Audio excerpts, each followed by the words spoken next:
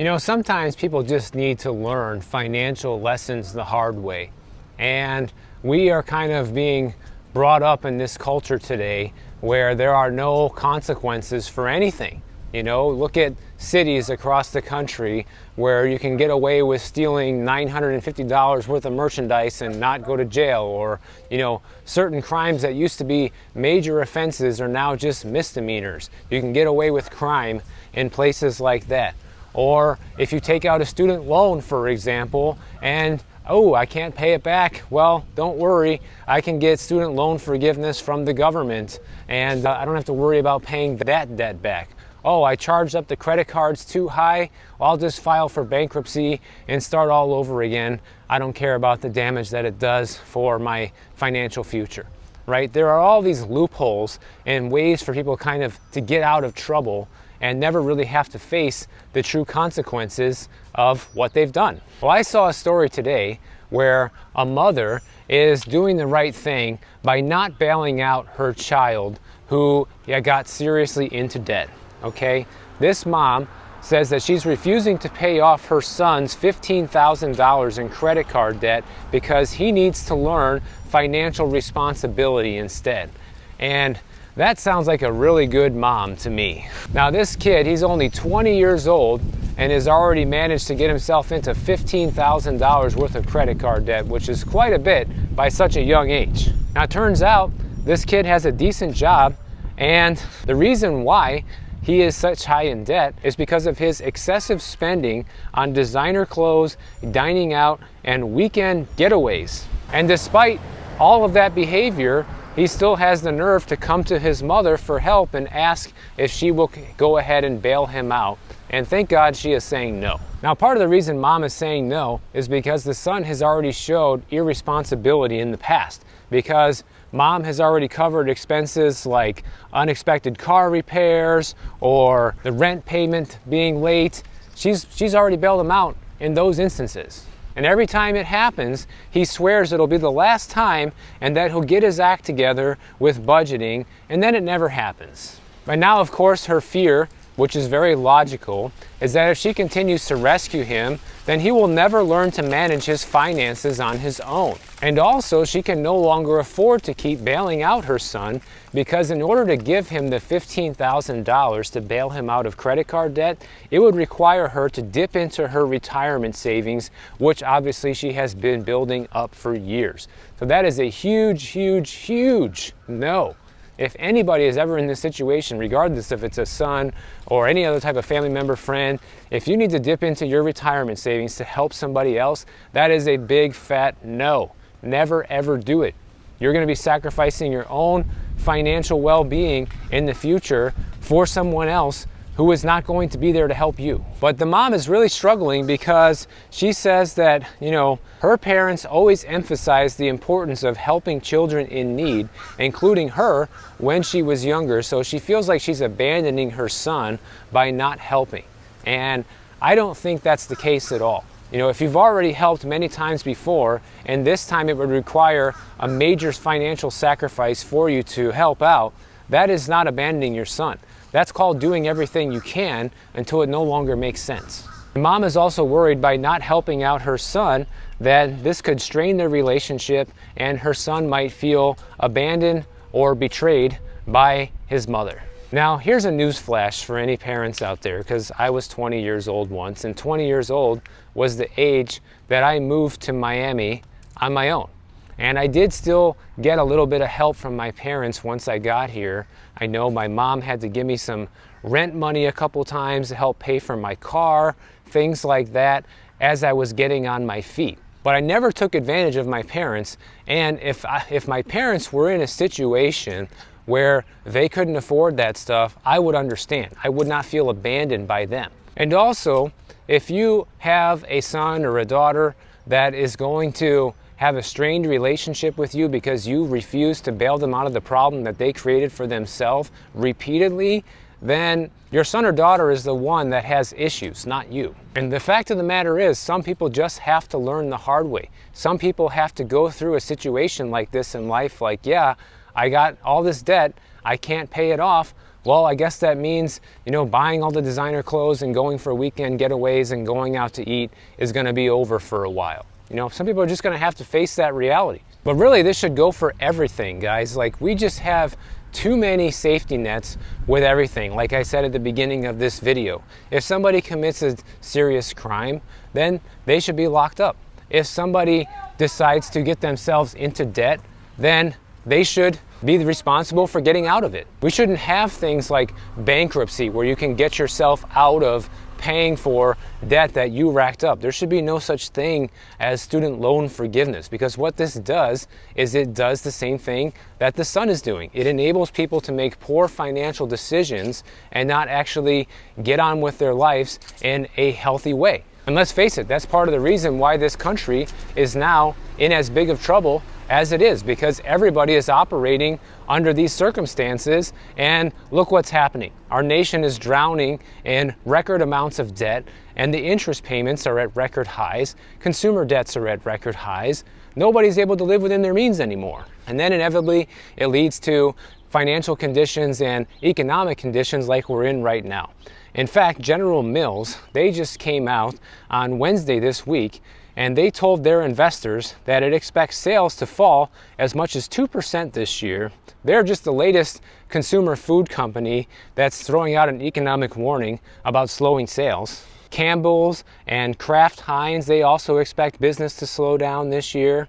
And this is all coming because consumers are pulling back at the grocery store and not even buying some of the cheap items anymore. Now, on the one hand, you could say this is good because people are finally exercising some responsibility and self-control, right? They're not buying some things that they were buying previously. That's a good thing.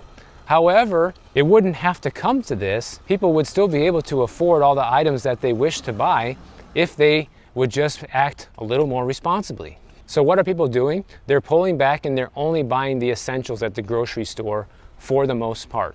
And this is how people like this son in this story need to be acting.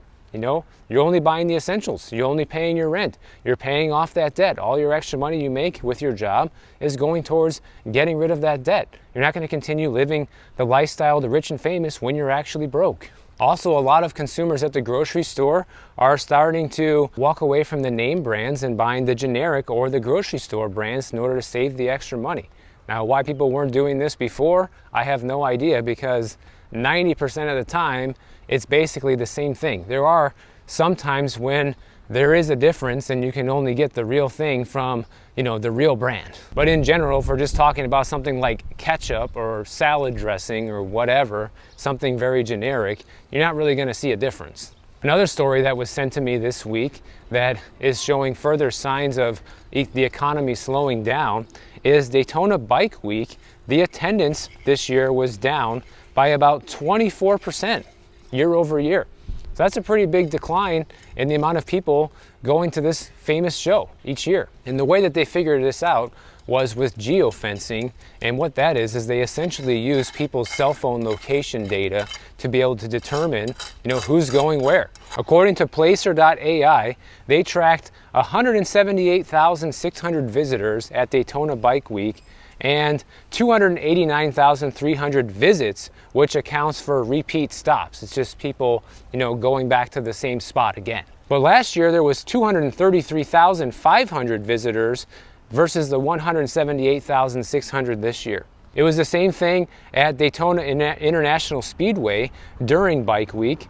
They found there were 135,400 visitors, and last year there was 169,600 visitors. And I talked to one local business owner who is the owner of Biker Bros Apparel Shops, who is on Main Street in Daytona Beach, and he says business was off by 20% compared to the last couple of years. He actually said, "I've never seen it this bad in terms of business." He says, "I don't know what's happening, but we just need the crowd," which never materialized in the way that they were hoping anyways. And listen, no business owner wants to see their business go down by 20%. Is it catastrophic for every business? No.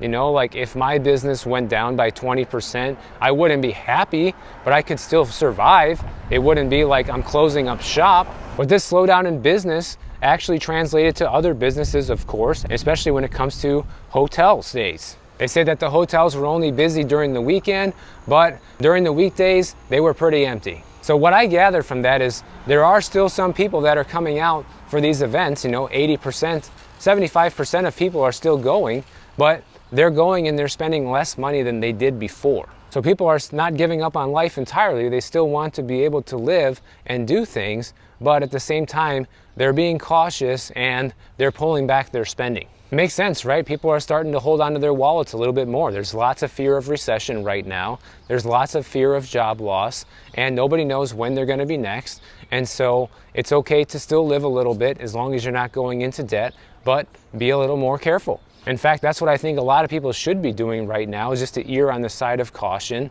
especially if your business or your job can easily be impacted by a recession. Now, the Fed this week, they kept their interest rates unchanged, which was not a surprise at all. That's pretty much what everybody was expecting to happen.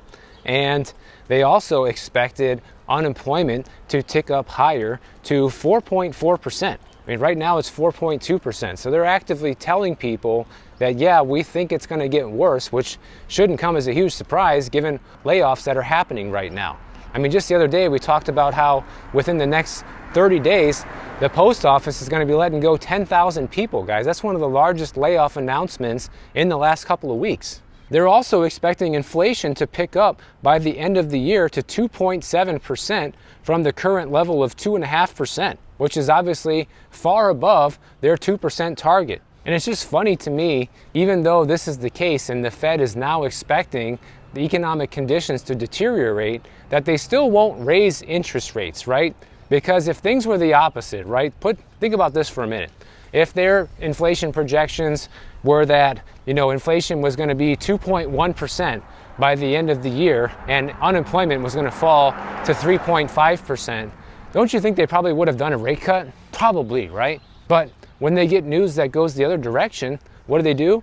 They just keep rates the same. They don't increase them. And by looking at that behavior, that's what proves to us, and we know for sure, that the Fed is definitely biased and one-sided when it comes to interest rates and inflation. They don't care if inflation runs hotter than expected because they consider that a good thing. And the Fed just admitted that we're going to be entering a period of stagflation, okay? Because they're talking higher inflation, right? Slower economic growth. In fact, the Fed is projecting a negative GDP reading for the first quarter of 2025, okay? And they're projecting higher unemployment. So higher inflation, higher unemployment, lower economic growth. That's the definition of stagflation. And then that word never came up during the press conference. When I see reports like this, it kind of makes me wonder what it would take for the Fed to actually reverse their policy and start hiking rates once again. Like, what would they have to see in terms of unemployment and inflation projections that would kind of scare them enough into raising rates? I actually even wonder if there is any projection that would allow them to actually do that, or we would actually have to go through a period of a whole nother year of inflation rising out of control and unemployment rising out of control before they even act or do anything, because that's exactly what happened a few years ago in 2022. Now, I saw another story about the stock market today saying how American households have been loading up on stocks, but the record high investment levels might not be a good thing for the stock market, and here's why. An analyst at Ned Davis Research highlighted that there are several signs that suggest optimism toward the stock market is at or near long-term records typically associated with stock price peaks. He says that the top of the market is the point of maximum optimism as investors get fully invested. And signs of peak optimism in the stock market include households having their highest percentage of financial assets allocated to stocks since the data started being tracked in 1951. So basically, more people than ever are invested in the stock market right now. And as if that's not bad enough, a lot of people's wealth is concentrated in all of the same index funds. People aren't nearly as diversified as they like to think. Another sign is that institutions have a near record long allocation to stocks, only eclipsed by the peak in 2000. Foreign investors also hold a near record amount of stocks, only eclipsed by the peak in 1968. Confidence among CEOs reached a record when President Trump was inaugurated in January. And they also add here that valuations based on several metrics like dividend yields, cash flow, and real GAAP earnings are at or near extremes. So they say when you throw all this together, it typically signals that long-term peaks in the stock market are in place. With this much optimism, you must ask yourself how much liquidity is left out there to buy in. Now they do expect short-term gains moving forward, but they're saying the long-term outlook isn't looking the best. So let me know what you guys think about all this. Would you bail out your kid if they had $15,000 in debt, even if you had to overextend yourself, or even if you had the money? Let's say you're rich. What if you're a multimillionaire? Would you still give your kid the money, or would you let them learn a financial lesson the hard way? Also, let us know what you're thinking about the stock market and the economy and what you see happening with that. When it comes to the stock market, you see just as many flip-flop stories as you do in real estate. You have some people saying that this is it, get ready for long-term pain. And you have other people saying, oh, it's just a small little dip. You know, we're gonna see a big rally coming again. Who knows, guys? But let us all know what you think. And if you enjoyed this video, make sure you subscribe to the channel. And if you don't wanna wait for my next video to come out, check out this one on the screen right over here, and I'll see you in the next one.